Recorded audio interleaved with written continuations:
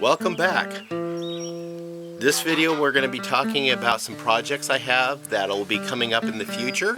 A greenhouse, a smokehouse, a tree house, a gasifier and digester, so stay tuned.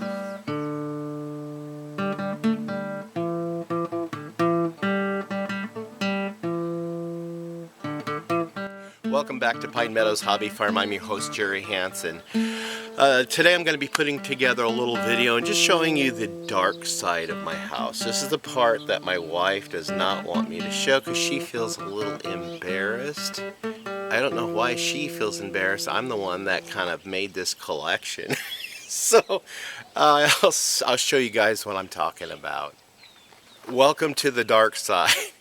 This is where I have stuff neatly tucked away out of sight from the main view of the house, from the driveway, so people really don't see this stuff. It's kind of an organized mess, if you will. So let me explain what each item is for. This thing right here is one of those dump trailers that tow behind a lawn tractor. Yeah, it's rusty, it's a little bit, seen better days, but I'm going to fix it up, paint it, and get it going, and tow it behind my lawn tractor that I have that broke down right after I moved over here. And I'll explain that in a minute, but anyway, it sits here until I get the lawn tractor fixed, and then I'll restore it. But I had other priorities, as you can see in previous videos, that I really needed to take care of first. These are the rails that I replaced on a photovoltaic array, and I have decided, instead of taking them to the recycler yard, I'll go ahead and scrape them down and paint them and protect them, but I'm going to be mounting them up in a pine tree on the mountain, and this will be part of the tree house that I will be building. This is my lawn tractor that I got from a neighbor. I didn't pay that much for it, but anyway, when we moved it over here, I was mowing and something snapped inside and it just quit going. The engine runs. Something in the axle, the drive chain, what powers the wheels, something gave out on it. I haven't gotten into it yet.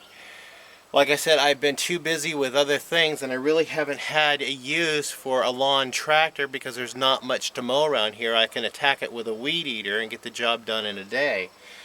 But for this, I'll probably end up just dropping the mow deck on it and using it to tow that trailer and haul things around, especially the material back up onto the mountain, so I can start collecting material to build that tree house. I got 8 sliding glass door panels. This will be incorporated into a greenhouse that I am designing and have been said I will be building. I'm getting closer, and this is a bunch more window material that was donated to me to build a greenhouse, and some of it will actually go into the tree house up on the mountain. One wall of the tree house will be nothing but glass. It'll be all windows, so when you're sitting in the tree house, it's like you're literally sitting in the forest up in a tree, but protected from the elements. And we'll have like a futon or hide-a-bed in there, so you can enjoy the ambience and sleep up there or whatever, but still just, a place to just walk through the woods, get out of the weather, and just get away from the house. A little respite. As you can see, there's quite the collection here. This is a great big 8-foot window, and then this is a 5-foot wide sliding glass door. Along with the windows, this also was a recent acquisition. This is a really high-end board. It's like a coated deck board, exterior deck board. I've got, they were 10 16-foot long pieces to be able to haul them in my car, I took my saw down and I cut them into 8-foot lengths. So I've got 28-foot lengths. So they are going to be the floor in the greenhouse. So I'll be able to get away with building at least an 8 by 12 greenhouse. I know I have plenty of glass over there for it. So, yay. This barrel and hose will be incorporated together, and it will be a digester. We'll be making some fuel in this. There's some YouTube videos on building a digester, and so that's what this barrel is for. I got this from an estate cleanup. I saw it there and I looked at it and I thought, oh, digester, I could use it. So that will be more of a hobby, you know, to try out to see if it works okay, just as something to fart around with. That right there is an old water heater. It's actually the water heater I pulled out of the house. We didn't need it anymore because I installed that propane powered tankless water heater. These propane bottles are outdated. I could do one of a couple of things with them. First thing, I could take them down to the swap bin and swap them for updated bottles where the company will take them back, sandblast them, powder coat them, put new valves on them, recertify them, fill them with propane and put them back in there for sale, whatever.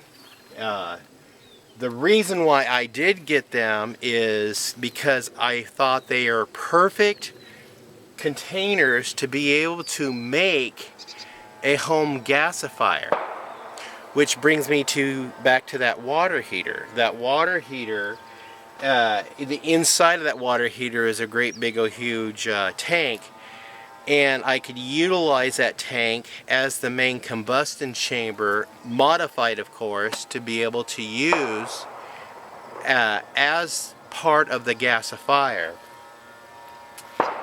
This wood stove right here is a mobile home or manufactured home certified wood stove. The door broke off of it, it rusted, and so I gotta grind this off and get a new hinge and weld the door back on, get this all cleaned up, and new seals on it, new front on it, and then I can maybe install it into my shed or my greenhouse. I'm thinking of installing it into, well, I thought about installing it in the house. And this other stove I got free from an estate cleanup.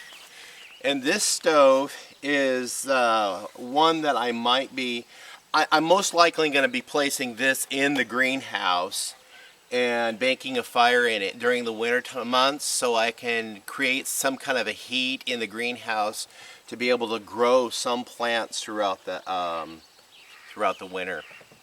I have the cement mixer up here behind the barn because I have a design of pouring a cement slab floor on the back part of the barn for the goat stall, and then just laying it with straw or wood chips and making them a little bed or whatever.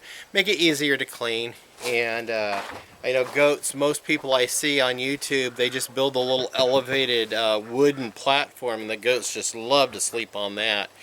But in the winter I would offer them a box full of straw to lay on to stay warm.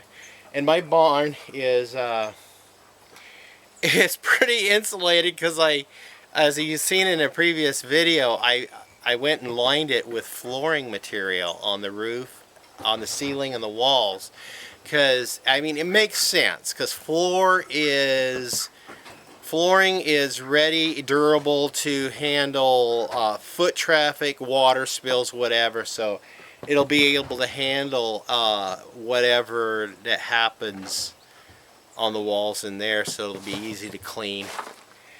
And it's all sealed. It works out great. The rabbit tree still looks the same as the last you saw it in a previous video. We have not furthered our progress on it due to funds or material. We're trying to gather material. The next step is to get some sheeting for the floor and the walls, the ceiling, the interior, exterior, and then I'll put the roof together.